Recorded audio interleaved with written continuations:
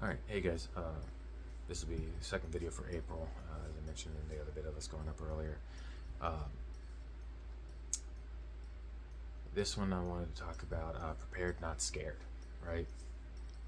And it's me, so there's going to be some biblical backing to all this as well. But I was looking at some news coverage of everything going on, and just some information that was coming into some different sources that I have of different things going on in the world right now.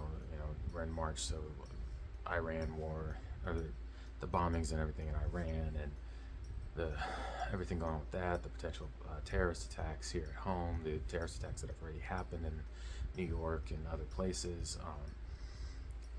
And I found myself getting a little anxious and going over some of my like ammo stocks and stuff like that. Just typically that's something that's calming for me, not because I have so much of it, but just guns are both an asset and just a hobby for me. So going over my ammo is usually pretty relaxing, and leads to some fun rabbit holes looking at ballistics and stuff, right? But that wasn't happening this time. I was getting more and more anxious, and especially right now because I can't work, because as I mentioned before, I've had 3 surgeries on my leg, and I'm still recovering from that. And that was probably adding to the anxiousness and things. But anyways, yeah.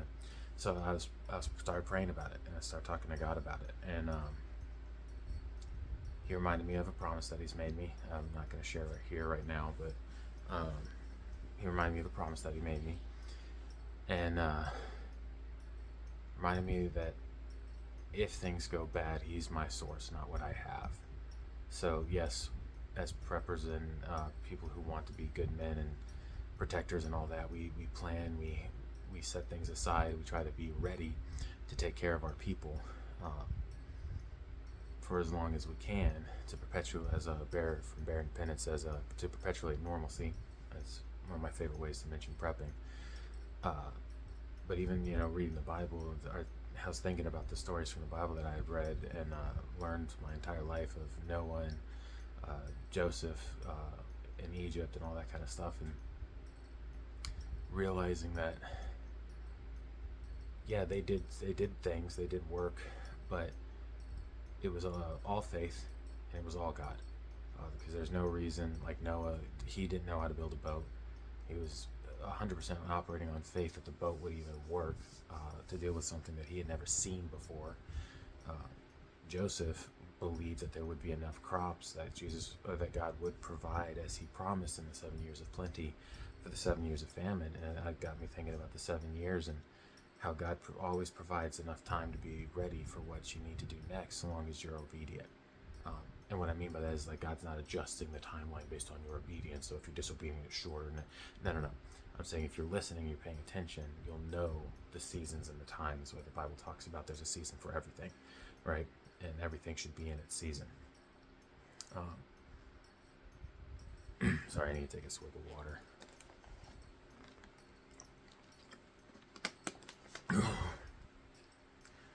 So I just wanted this to be kind of a reminder, quick video, and an encouragement that we do this not because we're scared or anxious or fearful, but we do this to be obedient to God and the commands that he's given us of taking care and providing for our people, as well as the Great Commission of going into all the world and preaching the good news of the gospel. Well, that doesn't stop just because things are bad. We have that obligation at all times.